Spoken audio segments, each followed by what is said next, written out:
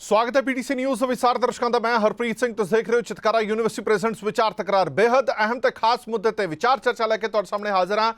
नतीजे आए ने जम्मू कश्मीर ते हरियाणा विधान सभा चोणां दे और नतीजे आसां तो उम्मीदां तो बिल्कुल उलट आए ने। जी हाँ, हरियाणा दे विच जिथे लगभग सारे एग्जिट पोल फेल साबित होए, हरियाणा दे विच जिथे यह कहा जा रहा सीगा कि सुपड़ा साफ हो जाएगा बीजेपी का, पर बीजेपी ने हैट्रिक मारी है।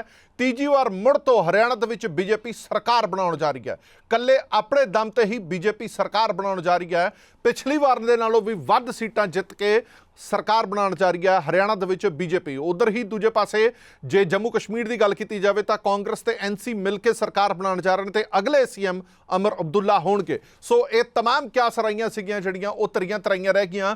लगभग सारे ही एग्जिट पोल इशारा कर रहे सी कि हरियाणा दे विच कांग्रेस सरकार बनाउण जा रही है। कांग्रेस ना सिर्फ सरकार बनाउण जा रही है बल्कि बहुतात दे विच नंबर लैके एक हैल्दी गौरमेंट बनाउण जा रही है। पर यह सपना कांग्रेस का पूरा नहीं हो सकिया। हालांकि जो रुझान सवेरे आने शुरू हुए और रुझान इशारा जरूर कर रहे थे कि भाई जो एग्जिट पोल कर रहे वो बिल्कुल ठीक है। एंटी इनकम्बेंसी होवे या बीजेपी के खिलाफ जी हवा होवे हरियाणा दे विच, उसनूं वेखदे होए लग रहा सीगा कि जो आंकड़े आ रहे हैं, जो तेजी दे नाल रुझान आ रहे हैं, वो रुझान सही होणगे। एक बार तो 65 तक आंकड़ा पहुंच गया सी कांग्रेस का और उदों ये लग रहा सीगा कि आंकड़े इदां ही चलणगे या थोड़ा बहुता फेरबदल हो जाऊगा।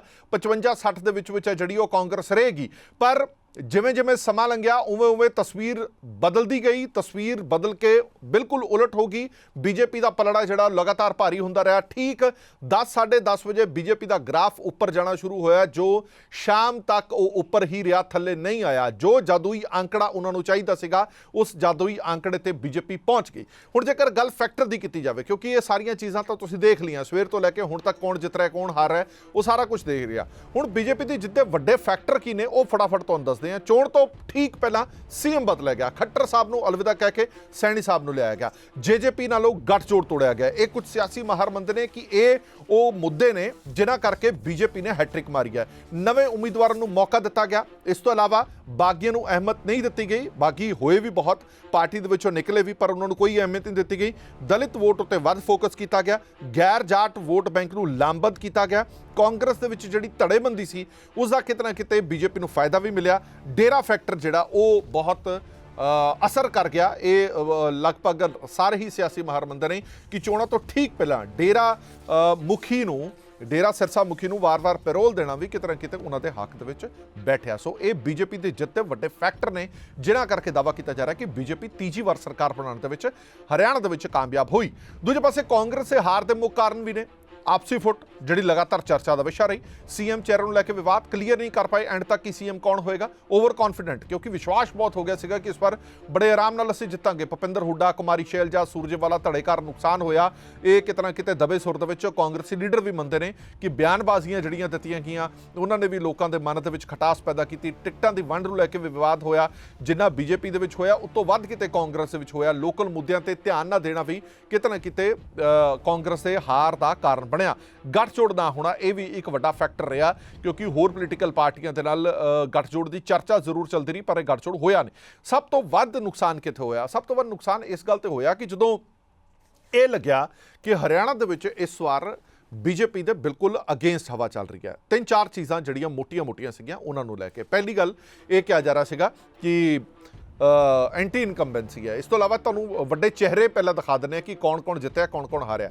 एलनाबाद तो अबे चौटाला बुरी तरह हारे ने, बड़ी उम्मीद सी पर नहीं जित पाए। इस तरह उचाना कला तो दुष्यंत चौटाला हारे, इन्होंने भी बड़ी उम्मीद सी नहीं जिते।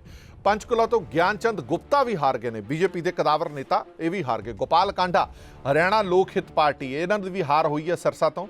इस तो इलावा जिते कौन कौन ने? विनेश फोगाट सवेर तो लैके शाम तक अगे पिछे चलता रहा, पर जलाना तो ये जित गए, फोगाट जित गए।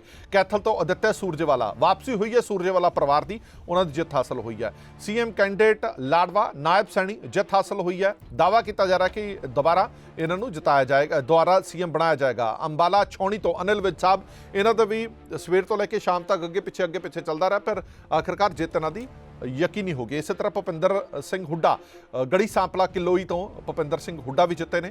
कुछ वड्डे चेहरे जिते तो कुछ वड्डे चेहरे हारे भी ने। अनिल विज होरां की गल कर रहे थे। अनिल विज होरां नूं एक बार तो डर सताण लग गया सी, आज़ाद उम्मीदवार तो उपर हो गया सी, पर शाम होंदे होंदे वो आज़ाद उम्मीदवार थले तो उपर हो गए थे। और ਵੱਡੀ ਜਿੱਤ ਹੈ ਜਿਹੜੀ ਉਹ ਹਾਸਲ ਹੋਈ ਸੀ। ਤੁਹਾਨੂੰ ਇਹ ਵੀ ਦੱਸ ਦਈਏ ਕਿ ਅੰਬਾਲਾ ਕੈਂਟ ਤੋਂ ਜਿਹੜੇ ਆਜ਼ਾਦ ਉਮੀਦਵਾਰ ਖੜੇ ਸੀ, ਕਾਂਗਰਸ ਨੇ ਜਦੋਂ ਟਿਕਟ ਨਹੀਂ ਦਿੱਤੀ ਤਾਂ ਉਹ ਆਜ਼ਾਦ ਉਮੀਦਵਾਰ ਦੇ ਤੌਰ ਤੇ ਖੜੇ ਹੋ ਗਏ, ਜਿਸ ਦਾ ਖਮਿਆਜ਼ਾ ਕਾਂਗਰਸ ਨੂੰ ਭੁਗਤਣਾ ਪਿਆ। ਤੀਜੇ ਨੰਬਰ ਤੇ ਕਾਂਗਰਸ ਆਈ। ਸੋ ਇਹ ਕੁਝ ਚਿਹਰੇ ਸੀਗੇ ਜਿਹੜੇ ਵੱਡੇ ਚਿਹਰੇ ਜਿੱਤੇ ਵੀ ਨੇ ਤੇ ਹਾਰੇ ਵੀ ਨੇ। ਕੁਝ ਕਾਰਨ ਸੀਗੇ, ਉਹ ਤੁਹਾਨੂੰ ਕਾਰਨ ਵੀ ਦੱਸ ਦਿੱਤੇ ਨੇ। ਇਸ ਪੂਰੇ ਮੁੱਦੇ ਤੇ ਗੱਲਬਾਤ ਕਰਨ ਦੇ ਲਈ ਮੇਰੇ ਨਾਲ ਖਾਸ ਮਹਿਮਾਨ ਜੁੜੇ ਹੋਏ ਨੇ। ਗੱਲਬਾਤ ਕਰਦੇ ਹਾਂ। ਸੰਦੀਪ ਆਜ਼ਾਦ ਜੀ ਮੇਰੇ ਨਾਲ ਜੁੜੇ ਹੋਏ ਨੇ, ਬੁਲਾਰਾ ਨੇ ਬੀਜੇਪੀ ਹਰਿਆਣਾ ਦੇ। ਰੂਬੀ ਗਿੱਲ ਜੀ ਮੌਜੂਦ ਨੇ, ਬੁਲਾਰਾ ਨੇ ਕਾਂਗਰਸ से। योगेंद्र शर्मा जी जुड़े हुए ने, सीनियर पत्रकार ने। और अतुल वर्मा मेरे नाल न्यूज़ डेस्क तो भी जुड़े हुए ने। बहुत बहुत स्वागत है सारे ही मेहमानों का। मैं शुरुआत अज के धिर जड़ी जेतू धिर है उदों करना चाहांगा, बधाई भी देना चाहांगे। संदीप जी बहुत बहुत बधाई होवे तुहानूं, तीजी बार बीजेपी सरकार बनाने जा रही है। मतलब लगभग सारे ही न्यूज़ चैनलों के, सारे ही एजेंसियां के एग्जिट पोल तुसीं झूठे पा दिते, जिहड़े एक पासड़ कहते सी कि कांग्रेस सरकार बना रही है और बीजेपी चलदा हो रही है। जी बहुत बहुत धन्यवाद। और मैं आपके चैनल के माध्यम से हरियाणा की समस्त देवतुल्य जनता का भी धन्यवाद करूंगा कि उन्होंने भारतीय जनता पार्टी पर तीसरी बार भरोसा जिताया है जी। और ये एक रिकॉर्ड है, मुझे लगता है कि तीसरी बार लगातार किसी पार्टी ने, जैसे केंद्र में माननीय मोदी जी के नेतृत्व में तीसरी बार सरकार बनी, वैसे ही उसी तर्ज पर, क्योंकि डबल इंजन की सरकार हरियाणा के लोग चाहते थे और उसी डबल इंजन की सरकार को, हरियाणा का जो पैटर्न रहा है जिसकी हम लगातार बात कर रहे थे कि हरियाणा हमेशा उसी के साथ जाता है जिसकी सरकार केंद्र में होती है, तो वही हरियाणा का पैटर्न बरकरार रहा। और काफी सारे मुद्दे और फैक्टर्स की आपने बात की कि कौन कौन से फैक्टर्स थे। जब चर्चा आगे बढ़ेगी तो उन सब पे चर्चा करेंगे। पहले तो मैं सबसे पहले धन्यवाद ही करूंगा। और हरियाणा की जनता ने स्पष्ट बहुमत की सरकार, तमाम लोग कहे थे कि इसके साथ जाना पड़ेगा, उसके साथ जाना पड़ेगा, इसके साथ सरकार बनानी पड़ेगी, लेकिन तमाम सब चीजों को नकारते हुए, सब तमाम सारे एग्जिट पोल को नकारते हुए, और जनता ने जिस प्रकार से भारतीय जनता पार्टी के सुशासन की जो नीति है और जिस प्रकार से आम जन की सरकार भारतीय जनता पार्टी की सरकार होती है, उसकी नीतियों पर मोहर लगाई है और तीसरी बार भारतीय जनता पार्टी को एक बार फिर से हरियाणा की सत्ता सौंपी है। इसके लिए बहुत बहुत धन्यवाद करता हूं सभी हरियाणा की जनता का। संदीप जी, सारिਆਂ ਦੀ ਨਜ਼ਰਾਂ ਹੁਣ ਇਸ ਗੱਲ ਤੇ ਵੀ ਲੱਗੀਆਂ ਹੋਈਆਂ ਨੇ ਕਿ ਸੀਐਮ ਕੌਣ ਹੋਏਗਾ, ਕਿਉਂਕਿ ਦਾਵਾ ਨਿਲ ਵਿਜ ਸਾਹਿਬ ਵੱਲੋਂ ਵੀ ਠੋਕਿਆ ਜਾ ਰਿਹਾ ਹੈ। ਇਲੈਕਸ਼ਨ ਤੋਂ ਪਹਿਲਾਂ ਵੀ, ਅੱਜ ਵੀ ਉਹਨਾਂ ਨੇ ਕਿਹਾ ਕਿ ਮੈਂ ਬਤੌਰ ਸੀਨੀਅਰ ਕੈਂਡੀਡੇਟ ਹੋਣ ਦੇ ਨਾਤੇ, ਸੀਨੀਅਰ ਆਗੂ ਹੋਣ ਦੇ ਨਾਤੇ ਮੈਂ ਹੱਕ ਦਾ ਦਾਵਾ ਠੋਕਦਾ ਕਿ ਸੀਐਮ ਦੀ ਕੁਰਸੀ ਮੈਨੂੰ ਮਿਲਣੀ ਚਾਹੀਦੀ ਹੈ। ਦੂਜੇ ਪਾਸੇ ਜਿਸ ਦੇ ਚਿਹਰੇ ਨੂੰ ਵਰਤ ਕੇ ਬੀਜੇਪੀ ਨੇ ਇਲੈਕਸ਼ਨ ਲੜੀ, ਸੈਣੀ ਸਾਹਿਬ ਦੇ ਚਿਹਰੇ ਨੂੰ ਵਰਤ ਕੇ ਇਲੈਕਸ਼ਨ ਲੜੀ, ਤਾਂ ਕੀ ਹੁਣ ਇਹ ਤੁਹਾਡੇ ਵਾਸਤੇ, ਤੁਹਾਡੀ ਪਾर्टी वास्ते चैलेंज नहीं होएगा कि सीएम फेस कौन होएगा? देखिए, हमारे सीएम चेहरे को लेकर के किसी प्रकार का कोई संशय नहीं है। माननीय अमित शाह जी देश के गृह मंत्री हैं। उन्होंने जब पंचकुला के अंदर हमारी जो बैठक हुई थी प्रदेश कार्यकारिणी की, उस बैठक में बिल्कुल स्पष्ट रूप से उनको चेहरे के रूप में अनाउंस किया था। और पूरा जो चुनाव है हमारा भारतीय जनता पार्टी का, वो नायब सैनी जी के चेहरे पे लड़ा गया है। किसी प्रकार का कोई संशय नहीं है। ये केंद्रीय नेतृत्व की तरफ से भी क्लियर है और पूरे प्रदेश नेतृत्व की तरफ से भी क्लियर है कि भारतीय जनता पार्टी की अगर सरकार बनती है तो जो नायब सैनी जी है, जो मुख्यमंत्री है अभी वर्तमान में, वही हमारी पार्टी के चेहरे हैं और वही आने वाले इस प्रदेश के मुखिया होंगे, प्रदेश के मुख्यमंत्री। किसी प्रकार का कोई संशय नहीं है, चाहे कोई भी दावा जता रहा है या कोई भी कुछ भी कह रहा है। लेकिन भारतीय जनता पार्टी ने बहुत पहले क्लियर कर दिया था। अगर पंचकुला में जो अमित शाह जी आए थे उस बैठक की आपको जानकारी होगी, तभी उन्होंने उस चैनल को डिक्लेयर कर दिया था। और उसी समय से हमें बिल्कुल समझता है, किसी प्रकार की कोई संशय नहीं है कि भारतीय जनता पार्टी को मुख्यमंत्री का चेहरा। मैं वापस आ गया थोड़े को, मैं एक रिएक्शन रूबी गिल जी तो भी ले ला। रूबी जी, कित्थे गलती होगी, कित्थे खमियाजा भुगतना पै गया कांग्रेस नूं? ਇਹ ਤਾਂ ਇਹ ਹੋ ਗਿਆ ਕਿ ਸਜੀ ਸਜਾਈ ਥਾਲੀ ਹੈ ਜਿਹੜੀ ਤੁਹਾਡੇ ਕੋਲ ਆਈ ਪਰ ਮੂੰਹ ਨਾ ਪਈ, ਉਹ ਥਾਲੀ ਸ਼ਿਫਟ ਹੋ ਕੇ ਬੀਜੇਪੀ ਦੇ ਕੋਲ ਚਲੀ ਗਈ। ਬੜੀ ਆਸ ਤੇ ਉਮੀਦ ਸੀ ਕਾਂਗਰਸ ਨੂੰ 10 ਸਾਲ ਦਾ ਸੋਕਾ ਟੁੱਟੇਗਾ, ਪਰ ਉਹ ਨਾ ਟੁੱਟ ਕੇ 15 ਸਾਲ ਤੇ ਤਬਦੀਲ ਹੋ ਗਿਆ।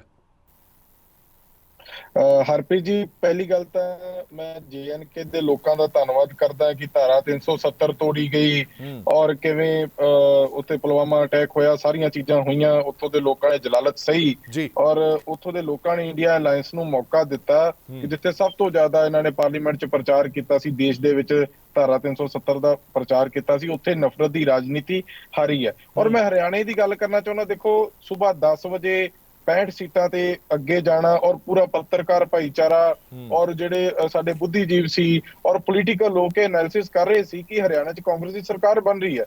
ਬਿਲਕੁਲ ਹੈਰਾਨੀ ਹੈ। ਬਿਲਕੁਲ ਜਿੱਥੇ ਦੇਸ਼ ਦੇ ਲੋਕਾਂ ਨੂੰ ਹੈਰਾਨੀ ਹੈ, ਉੱਥੇ ਸਾਨੂੰ ਵੀ ਹੈਰਾਨੀ ਹੈ ਕਿ ਉੱਥੇ ਜਿਹੜੇ ਨਤੀਜੇ ਅਪਡੇਟ ਨਾ ਕੀਤੇ ਜਾਣੇ। ਭੁਪਿੰਦਰ ਹੁੱਡਾ ਜੀ ਦੀ ਵੀ ਪ੍ਰੈਸ ਕਾਨਫਰੰਸ ਹੋਈ, ਮੈਂ ਦੇਖੀ। ਔਰ ਕਿਵੇਂ ਨਾਇਬ ਸਿੰਘ ਸੈਣੀ ਜੀ ਨੇ ਵੀ ਕਿਹਾ ਕਿ ਸਭੀ ਵਿਵਸਥਾ ਕੀ ਗਈ ਹੈ, ਉਹਨੂੰ ਵਿਵਸਥਾ ਕਿਹੜੀ ਕੀਤੀ ਗਈ ਹੈ ਜਿੱਤਣ ਦੇ ਲਈ। ਉਹ ਤਾਂ ਹੁਣ ਔਰ ਦੇਖੋ, ਕਿਸਾਨੀ ਅੰਦੋਲਨ ਦਾ ਐਡਾ ਵੱਡਾ ਰੋਸ ਸੀ, ਪਹਿਲਵਾਨਾਂ ਦਾ ਐਡਾ ਵੱਡਾ ਰੋਸ ਸੀ, ਔਰ ਉਦੋਂ ਬਾਅਦ ਵੀ ਇਲੈਕਸ਼ਨ ਜਿੱਤਣਾ, ਇਹ ਹੈਰਾਨੀ ਤਾਂ ਹੈ। ਔਰ ਅਸੀਂ ਹਾਰ ਦੀ ਸਮੀਖਿਆ ਕਰਾਂਗੇ, ਹੋਰ ਤਾਕਤ ਦੇ ਜਜ਼ਬੇ ਨਾਲ ਲੜਾਂਗੇ, ਆਤਮ ਮੰਥਨ ਕਰਾਂਗੇ। ਰੂਬੀ ਗਿਲ ਜੀ ਤੁਸੀਂ ਕਿਤੇ ਨਾ ਕਿਤੇ ਇਸ਼ਾਰਾ ਕਰ ਰਹੇ ਹੋ ਕਿ ਕੁਝ ਮੈਨੇਜਮੈਂਟ ਹੋਈ ਹੈ, ਪਰ ਜੇ ਮੈਨੇਜਮੈਂਟ ਹਰਿਆਣਾ ਦੇ ਵਿੱਚ ਹੋਈ ਹੈ ਤਾਂ ਮੈਨੇਜਮੈਂਟ ਤਾਂ ਜੰਮੂ ਕਸ਼ਮੀਰ 'ਚ ਵੀ ਕਰ ਸਕਦੇ ਸੀ ਨਾ, ਫਿਰ ਇਹ ਮੈਨੇਜਮੈਂਟ ਤਾਂ ਜੰਮੂ ਕਸ਼ਮੀਰ 'ਚ ਵੀ ਕਰ ਸਕਦੇ ਸੀ, ਉੱਥੇ ਕਿਉਂ ਨਹੀਂ ਜਿੱਤੇ? ਮੈਂ ਹਰਪ੍ਰੀਤ ਜੀ ਐਗਰੀ ਕਰਦਾ, ਜਿੰਨਾ ਟਾਈਮ ਵੱਡੀ ਲੀਡਰਸ਼ਿਪ ਇਸ ਮੁੱਦੇ ਤੇ ਕੋਈ ਪ੍ਰੈਸ ਕਾਨਫਰੰਸ ਨਹੀਂ ਕਰਦੀ ਤੇ ਮੈਂ ਇਹਦੇ ਤੇ ਕੋਈ ਦਾਅਵਾ ਕਰਨਾ ਬੰਦਾ ਨਹੀਂ। ਮੈਂ ਆਦੇ ਨਿੱਜੀ ਜੱਜ ਤੇ, ਪਰ ਮੈਂ ਇਹ ਗੱਲ ਕਰਦਾ ਕਿ ਜੋ ਹਾਰ ਦੀ ਸਮੀਖਿਆ ਕਰਾਂਗੇ ਔਰ ਵਧੀਆ ਤਰੀਕੇ ਨਾਲ ਲੜਾਂਗੇ, ਔਰ ਜੋ ਉੱਥੇ ਇੱਕ ਰੋਸ ਸੀਗਾ ਭਾਰੀ, ਉਹ ਵੋਟਾਂ 'ਚ ਕਿਉਂ ਨਹੀਂ ਤਬਦੀਲ ਹੋ ਪਾਇਆ ਜਾਂ ਕਿਹੜੇ ਕਾਰਨ ਰਹੇ। ਇਲੈਕਸ਼ਨ ਵਾਲੇ ਦਿਨ ਵੀ ਅਸੀਂ ਵੀਡੀਓਜ਼ ਦੇਖੀਆਂ, ਮੈਂ ਸਰਸੇ ਦੀਆਂ ਵੀਡੀਓਜ਼ ਵੀ ਦੇਖੀਆਂ, ਗੋਕੁਲ ਸੇਤੀਆ ਜੀ ਸਾਡੇ ਉਮੀਦਵਾਰ ਜਿੱਤੇ, ਮੈਂ ਦੇਖ ਰਿਹਾ ਸੀ ਉਹ ਕਾਫੀ ਚੀਜ਼ਾਂ ਤੇ ਵੋਟਾਂ ਵਾਲੇ ਦਿਨ ਵੀ ਕੁਝ ਸਰਕਾਰ ਦੇ ਵੱਲੋਂ ਚੀਜ਼ਾਂ ਸਾਹਮਣੇ ਆਈਆਂ। ਔਰ ਅੱਜ 65 ਸੀਟਾਂ ਤੇ ਅੱਗੇ ਆਪਾਂ ਹਰ ਵਾਰ ਦੇਖਦੇ ਹਾਂ ਜਦੋਂ ਵੀ ਪੋਲੀਟੀਕਲ ਪਾਰਟੀ ਕੋਈ ਗਿਣਤੀ ਵਾਲੇ ਦਿਨ ਪਹਿਲ ਜਦੋਂ ਕਰ ਜਾਂਦੀ ਹੈ 10-11 ਵਜੇ ਤੱਕ, ਤੇ ਉਹਦੀ ਜਿਹੜੀ ਉਹ ਜਿੱਤ ਵੱਲ ਹੀ ਜਾਂਦੀ ਹੈ। ਔਰ ਇਸ ਵਾਰ ਪਹਿਲੀ ਵਾਰ ਹੋਇਆ, ਮੈਂ ਤਾਂ ਆਪਦੇ ਇਹ 15 ਸਾਲਾਂ ਦੇ 20 ਸਾਲਾਂ ਦੇ ਐਕਸਪੀਰੀਅੰਸ ਦੇਖ ਰਿਹਾ ਕਿ ਮਤਲਬ ਜਿਹੜੇ ਜਿਨ੍ਹਾਂ ਨੇ ਪਹਿਲਾਂ ਵਰਤ ਕੀਤੀ ਉਹ ਹਾਰ ਗਏ, ਔਰ ਇਹ ਹੈਰਾਨੀ ਜਿੱਥੇ ਸਾਨੂੰ ਹੈ ਉੱਥੇ ਸਾਰਿਆਂ ਨੂੰ ਹੈ। ਔਰ ਕੋਈ ਗੱਲ ਨਹੀਂ, ਇਹ ਦੇਖਾਂਗੇ ਵੱਡੀ ਲੀਡਰਸ਼ਿਪ ਦਾ ਇੰਤਜ਼ਾਰ। ਚਲੋ ਮੈਂ ਵਾਪਸ ਆਣਾ ਤੁਹਾਡੇ ਕੋਲ। ਤੁਸੀਂ ਖਦਸ਼ਾ ਜਤਾ ਰਹੇ ਹੋ ਉਹ ਹੈਰਾਨੀ ਵੀ ਸਾਰਿਆਂ ਨੂੰ ਜ਼ਰੂਰ ਹੋਈ ਸੀ ਕਿ ਸਵੇਰੇ ਜਿਹੜੀ ਪਾਰਟੀ 65 ਦਾ ਆંકੜਾ ਛੂੰਦੀ ਹੋਵੇ, ਸ਼ਾਮ ਹੁੰਦੇ ਉਹ 35 ਤੱਕ ਨਿਬੜ ਗਈ ਹੋਵੇ, ਇਹ ਹੈਰਾਨਗੀ ਦੀ ਗੱਲ ਤਾਂ ਹੈ। ਠੀਕ ਹੈ, ਮੈਂ ਤੁਹਾਡੀ ਗੱਲ ਵੀ ਰੱਖਾਂਗਾ ਸੰਦੀਪ ਜੀ ਤੁਹਾਡੀ ਗੱਲ ਵੀ रखांगा, ਤੁਹਾਡੇ ਕੋਲ भी आवांगा। हरप्रीत जी मैं बताता हूँ, हरप्रीत जी वो 65 कैसे वो आंकड़ा गया था आधे घंटे के लिए। वो पोस्टल बैल्ट का जो था, जो मतदान हुआ था उसका आंकड़ा था। और जो कर्मचारियों को ओपीएस का वादा किया है कांग्रेस सरकार ने, जो झूठा वादा उनसे किया था कि हम ओपीएस देंगे, वो सिर्फ कर्मचारियों ने उस झूठे वादे के ऊपर इन लोगों को वोट कर दिया। वो सिर्फ उसी समय का आंकड़ा था, इसके बाद कोई आंकड़ा इनका नहीं गया कि 75 पे गया और 70 पे गया, सिर्फ उस समय का था। वो बेल्ट पेपर ਦਾ ਤੁਸੀਂ ਕਹਿ ਰਹੇ ਹੋ ਆਂਕੜਾ ਸੀਗਾ, ਕਿਉਂਕਿ ਉਹ ਬੈਲਟ ਪੇਪਰ ਦੀ ਜਿਹੜੀ ਵੋਟ ਹੁੰਦੀ ਹੈ ਉਹ ਮੁਲਾਜ਼ਮਾਂ ਦੀ ਵੋਟ ਹੁੰਦੀ ਹੈ। ਚਲੋ ਮੈਂ ਆ ਗਿਆ। ਯੋਗੇਂਦਰ ਸ਼ਰਮਾ ਜੀ ਵੀ ਮੇਰੇ ਨਾਲ ਜੁੜੇ ਹੋਏ ਨੇ, ਸੀਨੀਅਰ ਪੱਤਰਕਾਰ ਨੇ, ਹਰਿਆਣਾ ਦੀ ਰਾਜਨੀਤੀ ਨੂੰ ਬੜੇ ਚੰਗੇ ਤਰੀਕੇ ਨਾਲ ਦੇਖਦੇ ਨੇ। ਸ਼ਰਮਾ ਜੀ, ਤੁਸੀਂ ਕਿਵੇਂ ਦੇਖਦੇ ਹੋ ਇਸ ਪੂਰੀ ਇਲੈਕਸ਼ਨ ਨੂੰ, ਪੂਰੀ ਕੈਂਪੇਨ ਜਿਸ ਤਰੀਕੇ ਨਾਲ ਚੱਲੀ? ਬੜੀ ਵਨ ਸਾਈਡਡ ਕਿਹਾ ਜਾ ਰਿਹਾ ਸੀਗਾ ਕਿ ਹਰਿਆਣਾ ਦਾ ਮਾਹੌਲ ਪੂਰੀ ਤਰ੍ਹਾਂ ਵਨ ਸਾਈਡਡ ਆ, ਬਹੁਤ ਸਾਰੇ ਇਸ਼ੂ ਸੀ, ਐਂਟੀ ਇਨਕੰਬੈਂਸੀ ਹੋਵੇ, ਕਿਸਾਨਾਂ ਦਾ, ਪਹਿਲਵਾਨਾਂ ਦਾ, ਫੌਜ ਦਾ, ਆਰਮੀ ਦਾ, ਬਹੁਤ ਸਾਰੇ ਇਸ਼ੂ ਸੀਗੇ ਜਿਹੜੇ ਇਹ ਕਿਤੇ ਨਾ ਕਿਤੇ ਲੱਗ ਰਿਹਾ ਸੀਗਾ ਕਿ ਜਿਹੜੀ ਮੌਜੂਦਾ ਸਰਕਾਰ ਹੈ ਉਹਦੇ ਅਗੇਂਸਟ ਜਾਣਗੇ, पर नतीजे बिल्कुल अगेंस्ट आए। हरप्रीत जी, बहुत अच्छा सटीक विश्लेषण आपने शुरुआत में किया था जब आपने इस डिबेट की शुरुआत की थी जी। बहुत कई चीजें आपने उस पर आपने स्टडी किया, अध्ययन किया, उसके बाद आप बोले हैं। अभी जयराम रमेश जी ने प्रेस कॉन्फ्रेंस की थी दिल्ली में जी, तो उन्होंने ईवीएम को लेके कुछ सवाल उठाए हैं। लेकिन आप ये देखिए, थोड़ा सा आप पीछे जाएंगे, 5-6 महीने पहले लोकसभा का चुनाव हरियाणा के अंदर हुआ जी। 10 लोकसभा की सीटें हरियाणा के अंदर भारतीय जनता पार्टी के पास थी। उनमें से 5 सीटें भाजपा को लोकसभा के चुनाव में खोनी पड़ी। और जो भी एंटी इनकम्बेंसी थी, उन 5 सीटों को खोने के बाद में 2 चीजें हुई हैं हरप्रीत जी। 2 चीजें ये हुई हैं कि एक तरफा तो कांग्रेस का अति आत्मविश्वास, ओवर कॉन्फिडेंस, अब हमारी सरकार आने जा रही है, 5 सीटें का मतलब आप समझते हैं हरियाणा में असेंबली की 90 सीटें हैं, 90 सीटें हैं जी। तो बहुत ज्यादा अति उत्साहित हरियाणा में कांग्रेस की लीडरशिप हो गई कि हम तो हमारी सरकार बनने जा रही है, डिपार्टमेंट बंटने शुरू हो गए, कौन सीएम बनेगा, इस बहस में लोग डिबेट में पड़ गए। शैलजा जी ने कहा कि मेरी भी इच्छा बनने की है, सुरजेवाला जी ने कहा मेरी इच्छा बनने की है। सही गल। आप देखेंगे परिवार में फिर वो टिकटें बटी हैं, तो तमाम लोग जो है वो सीएम बनने की अपनी ख्वाहिश रखने लगे। जमीनी हकीकत पे जो काम डिसिप्लिन के साथ होना चाहिए था जी, वो काम हरप्रीत जी नहीं हो पाया। दूसरा क्या है कि आप 45-90 में 45 सीटें आप सीधा आप देखेंगे जी, कि सीधा हिसाब ये था कि अगर 5 पे बीजेपी डैमेज हुई है तो कहीं ना कहीं एंटी इनकम्बेंसी थी। बिल्कुल ठीक। उस एंटी इनकम्बेंसी में 5 सीटें लोकसभा की पार्लियामेंट की लूज करने के बाद में भाजपा के जो रणनीतिकार थे वो तो संभल गए। उन रणनीतिकारों ने नए सिरे से रणनीति बनाई और उन्होंने हरियाणा के अंदर मनोहर लाल, क्योंकि मुख्यमंत्री थे, 9.5 साल वो मुख्यमंत्री रहे हैं, बिल्कुल ठीक, उन्होंने मनोहर लाल को शिफ्ट किया दिल्ली में। उन्होंने उनको कहा कि भाई आप लोकसभा चुनाव लड़ने के लिए तैयार रहे, और वो रणनीति बदल के उनको लोकसभा लड़ाया गया। लोकसभा लड़ा के उनको केंद्रीय मंत्री बना दिया। नायब सिंह सैनी उसी लोकसभा इलेक्शन के साथ बाई इलेक्शन लड़े हैं जी। तो हरप्रीत जी, वो उनकी पहली सीट करनाल थी और बाई इलेक्शन जीतने के बाद नायब सिंह सैनी के लिए दूसरी सेफ सीट ढूंढी गई। भाजपा को भी ये बात बहुत अच्छी तरह पता थी कि असेंबली के इलेक्शन के अंदर कहीं ना कहीं एंटी इनकम्बेंसी है, क्योंकि 10 साल की सरकार रहने के बाद हरियाणा में कभी ऐसा आज तक नहीं हुआ कि हैट्रिक लगी हो किसी सरकार की। बिल्कुल ठीक। जब से पंजाब के साथ आरपी जी, आप जानते हैं, अनुभवी व्यक्ति हैं, और बहुत सटीक आपने बात शुरुआत में कही है, मैं पूरी आपकी बात सुन रहा था। हरियाणा जब से पंजाब ज्वाइंट पंजाब से अलग हुआ है, उसके बाद से आज तक किसी ने तीसरी बार सरकार नहीं बनाई। दूसरा छोटा स्टेट है ये, आयाराम गयाराम की राजनीति के लिए बहुत मशहूर। छोटा सा सवाल शर्मा जी छोटा सा सवाल कि सैनी साहब ਨੂੰ ਲੈ ਕੇ ਆਣਾ ਤੇ ਖੱਟਰ ਸਾਹਿਬ ਨੂੰ ਚਲਦਾ ਕਰਨਾ, ਇਹ ਬੀਜੇਪੀ ਦੇ ਫੇਵਰ ਦੇ ਵਿੱਚ ਗਿਆ? ਕਿਉਂਕਿ ਇਸ ਤੋਂ ਪਹਿਲਾਂ ਠੀਕ ਪਹਿਲਾਂ ਪੰਜਾਬ ਦੇ ਵਿੱਚ ਐਕਸਪੈਰੀਮੈਂਟ ਕੀਤਾ ਗਿਆ ਸੀਗਾ, ਕੈਪਟਨ ਅਮਰਿੰਦਰ ਨੂੰ ਚਲਦਾ ਕੀਤਾ ਗਿਆ, ਚੰਨੀ ਸਾਹਿਬ ਨੂੰ ਲੈ ਕੇ ਆਂਦਾ ਗਿਆ, ਉਹ ਫਾਰਮੂਲਾ ਪੰਜਾਬ ਦੇ ਵਿੱਚ ਫੇਲ ਹੋਇਆ ਪਰ हरियाणा 'ਚ कामयाब हो गया। मैं वहीं आ रहा हूँ हरप्रीत जी, उसी बात पे मैं आ रहा था। आपने बहुत बढ़िया बात कही है। हरियाणा के अंदर ये फॉर्मूला इसलिए सक्सेस रहा है कि पंजाब की सिचुएशन में और यहाँ की सिचुएशन में अंतर है, बहुत अंतर है। नायब सिंह सैनी, आप उनकी किस्मत को भी कह सकते हैं कि वो सांसद भी बन गए और वो विधायक भी बने और वो मंत्री भी बने और भाजपा के प्रदेश अध्यक्ष भी बने, उसके बाद मुख्यमंत्री बन गए। यस, क्योंकि उनकी जो पोलाइट एक छवि है, जो वो विनम्रता है, और वो मनोहर लाल के किचन कैबिनेट के सदस्य रहे हैं, उनके बहुत पहले से वो साथ में रहे हैं। संघ और बीजेपी का पुराना एक चेहरा था नायब सिंह सैनी। लेकिन आप दूसरी रणनीति देखिए कि पंजाब से आप चन्नी से लोगों ने कंपेयर किया नायब सैनी को और हल्के में लिया, लेकिन भारतीय जनता पार्टी के जो थिंक टैंक थे उन्होंने यहाँ पे ओबीसी कार्ड खेला। बिल्कुल ठीक। ओबीसी कार्ड खेलने के कारण ये आप देखिए, आज उन्होंने अपनी रणनीति बदलने के बाद में काफी चेहरे, विधायकों की टिकटें बदली गई और तमाम उन्होंने बदलाव रणनीति के तहत ये सब कुछ किया और भाजपा की ये रणनीति सक्सेस हो गई है। भाजपा ने पहला भी गैर जाट का कार्ड खेडिया, दोबारा फिर गैर जाट का कार्ड खेडिया, हालांकि लोग कह रहे थे कि ये रिस्की होएगा। हरप्रीत जी देखिए, पॉलिटिकल पार्टियां भी उतनी दोषी हैं, हम लोग भी उतने ही दोषी हैं। कास्ट पॉलिटिक्स तो कभी खत्म हुई नहीं, किसी भी स्टेट की चुनावी राजनीति को आप उठा करके देख लीजिए। ठीक है, बिल्कुल। तो जब आप देखते हैं कि इस सीट पे सैनी ज्यादा है, इस सीट पे जाट ज्यादा है, यहाँ ब्राह्मण ज्यादा है, आप उसी हिसाब से टिकट डिसाइड करते हैं। बिल्कुल ठीक। अब प्रदेश कांग्रेस के अध्यक्ष चौधरी उदयभान, आपको जानकारी होगी, उदयभान चुनाव हार गए कांग्रेस के प्रदेश अध्यक्ष खुद।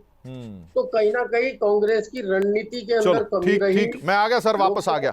बहुत सारी चर्चा हाले थोड़े ना करनी है, तुसी मेरे नाल बने रहना। अतुल कोल भी चलते हैं, 2 मिनट अतुल कोल भी लेने हैं, क्योंकि सवेर तो लैके हुण तक सारे लाइव अपडेट अतुल दे रहे हैं। अतुल, जदों तुसी ग्राउंड ते उतरे सी, क्योंकि रिपोर्टिंग करके आए हो, ग्राउंड ते जिहड़ा माहौल सीगा वो बिल्कुल वखरा सीगा, जो हुण टैली दे विच माहौल है, जो नतीजिਆਂ ਦੇ ਵਿੱਚ माहौल है, वो बिल्कुल वखरा है। एक सवाल, एक गल ਜਿਹੜੀ ਵਾਰ-ਵਾਰ ਚੁੱਕੀ ਜਾ ਰਹੀ ਹੈ ਕਾਂਗਰਸ ਖੇਮੇ ਦੇ ਵਿੱਚ ਕਿ ਤੁਸੀਂ ਓਵਰ ਕੌਨਫੀਡੈਂਟ ਹੋ ਗਏ, ਜਦੋਂ ਤੁਹਾਨੂੰ ਇਹ ਪਤਾ ਲੱਗਣ ਲੱਗ ਜੇ ਕਿ ਜਿਹੜੀ ਮੌਜੂਦਾ ਸਰਕਾਰ ਹੈ ਉਹਦੇ ਖਿਲਾਫ ਇੱਕ ਐਂਟੀ ਇਨਕੰਬੈਂਸੀ ਹੈ, ਇੱਕ ਜਾਟ ਅੰਦੋਲਨ ਚੱਲ ਰਿਹਾ ਹੈ, ਕਿਸਾਨ ਅੰਦੋਲਨ ਚੱਲ ਰਿਹਾ ਹੈ, ਖਿਡਾਰੀ ਉਹਨਾਂ ਦੇ ਖਿਲਾਫ ਨੇ, ਤਾਂ ਤੁਸੀਂ ਰੈਸਟ ਮੋਡ ਦੇ ਵਿੱਚ ਆ ਗਏ। ਤੁਹਾਨੂੰ ਲੱਗਿਆ ਕਿ ਸਰਕਾਰ ਤਾਂ ਬਣੀ ਬਣਾਈ ਪਈ ਹੈ।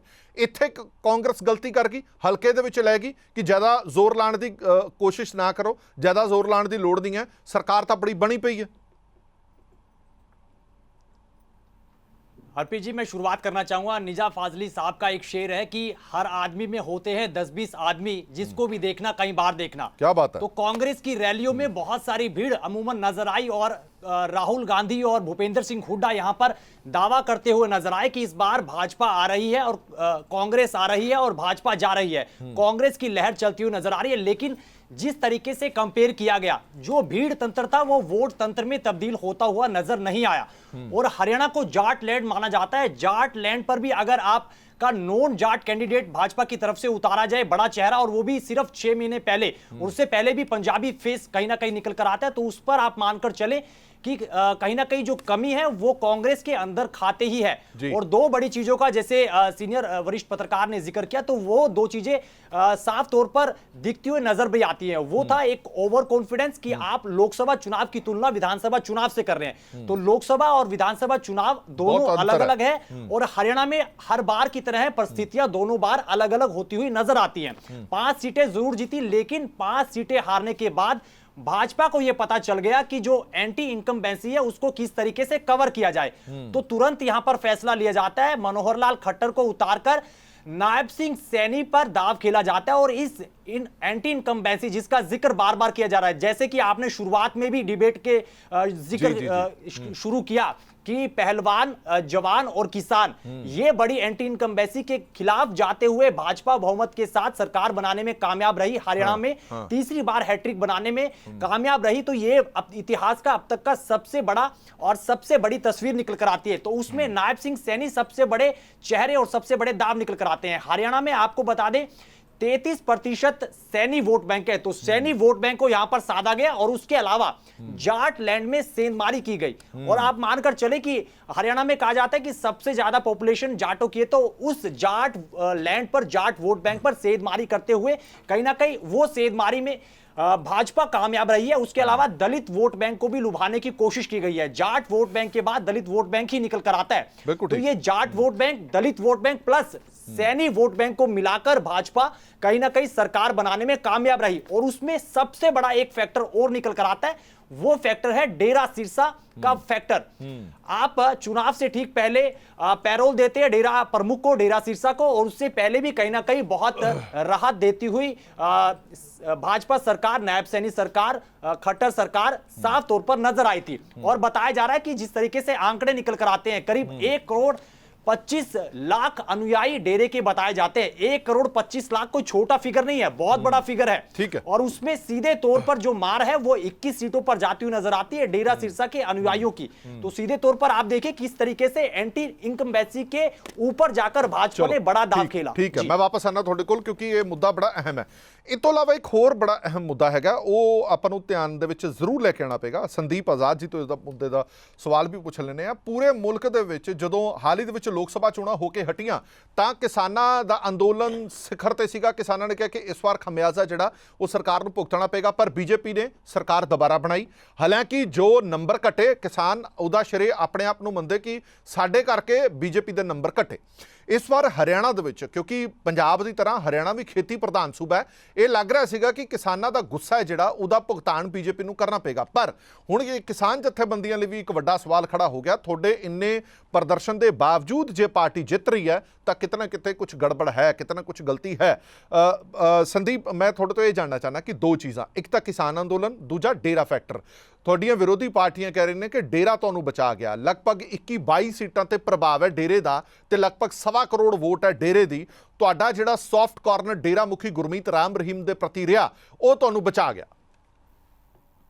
देखिए हरप्रीत जी, पहले तो किसान आंदोलन की बात मैं करूंगा जी। आपको मैं याद दिला देता हूं, अगर आपको ध्यान हो तो एलनाबाद का जब उपचुनाव हुआ था, वो चलते हुए किसान आंदोलन में वो उपचुनाव हुआ था, आपको ध्यान हो तो। और उसमें भारतीय जनता पार्टी के कैंडिडेट ने 60,000 से ज्यादा वोट लिए थे और वो चुनाव हम सिर्फ और सिर्फ 5 से 6,000 वोटों से हारे, अगर आपको ध्यान हो तो।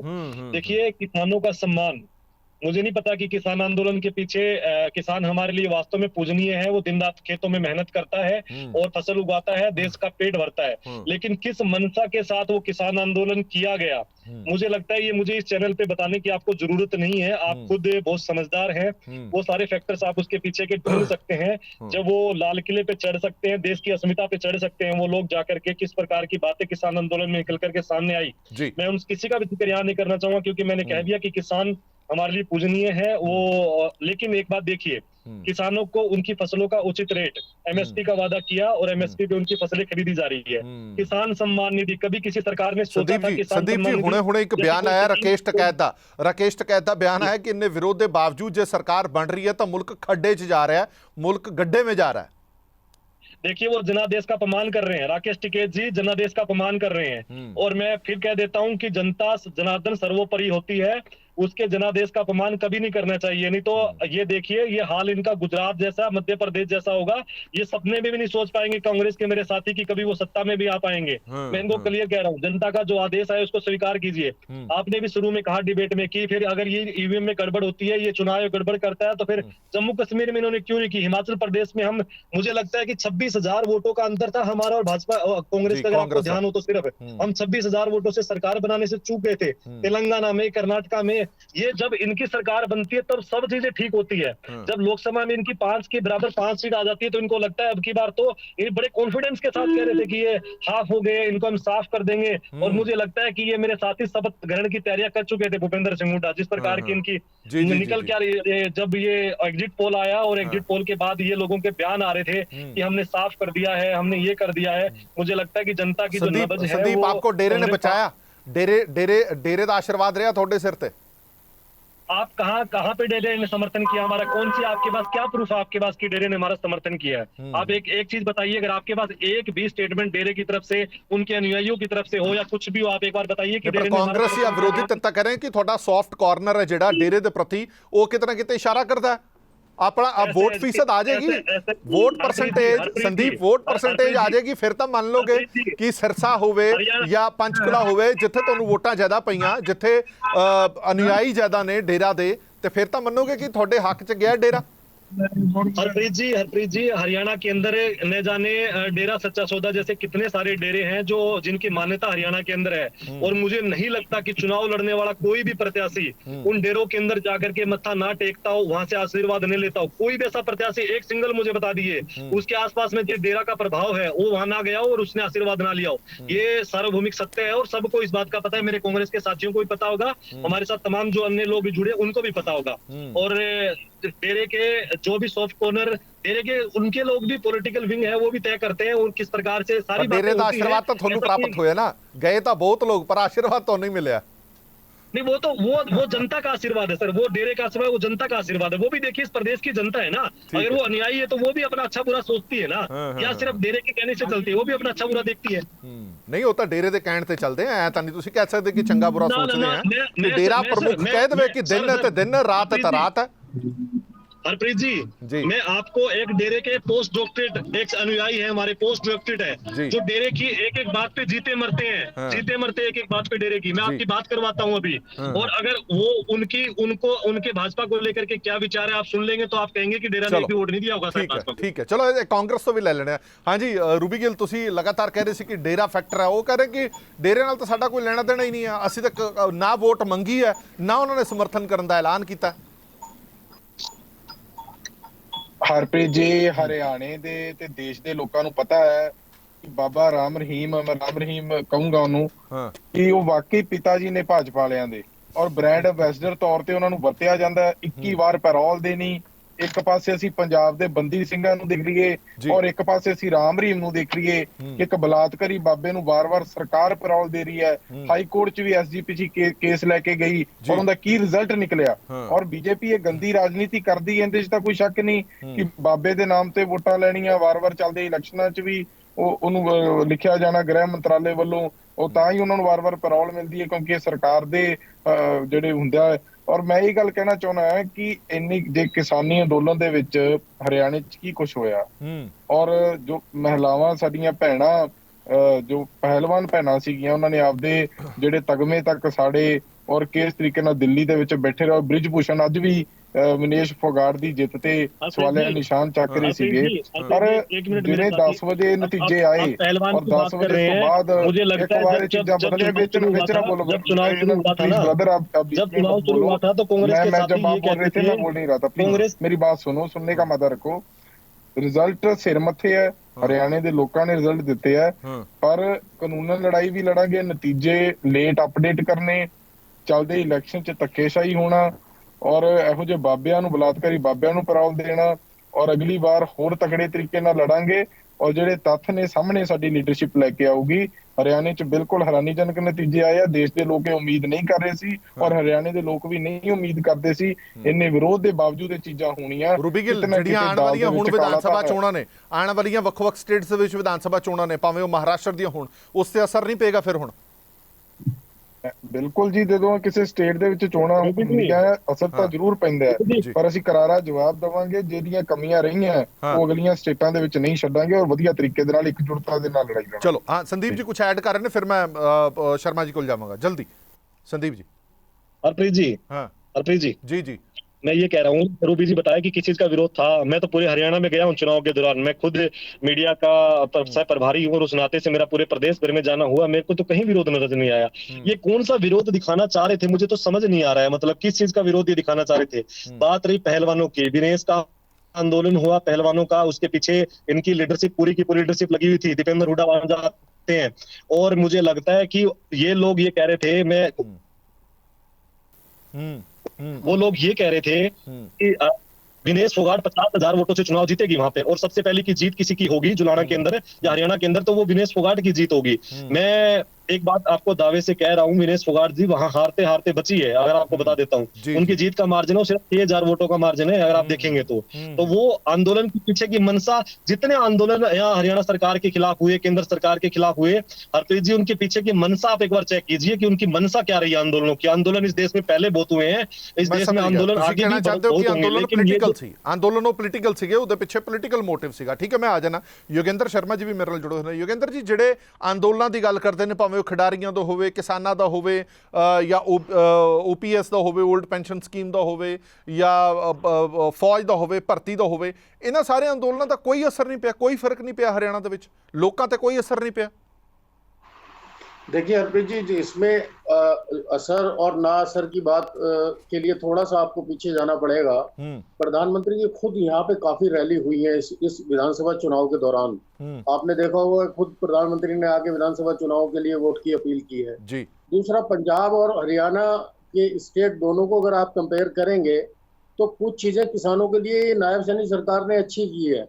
जो मंडियों का और MSP का आप देखेंगे कि मंडियों में यहाँ सेक्रेटरी लेवल के, एडिशनल चीफ सेक्रेटरी लेवल के अधिकारियों को डिस्ट्रिक्ट में भेज दिया गया, और भाई किसानों को कोई दिक्कत ना हो मंडी में। तो प्रैक्टिकली जब कई बार चीजें आप राजनीति से हटके सच में कुछ आप जमीनी हकीकत पे कुछ करते हो तो उसका असर होता है, एक मैसेज जाता है। एग्जैक्टली। और जैसे पिछली अभी जो चर्चा में हम बात कर रहे थे, भाजपा की रणनीति की जब हम बात कर रहे थे जी, तो आप ये देखेंगे कि पिछले कई 4 स्टेट के अंदर, चाहे वो गुजरात हो, चाहे वो त्रिपुरा हो, उत्तराखंड आप देख लीजिए जी। अब ये 5वां राज्य है, जहां तक मुझे याद आ रहा है, ये 5वां राज्य है जहां पे भाजपा ने CM के फेस को बदलने का काम किया है।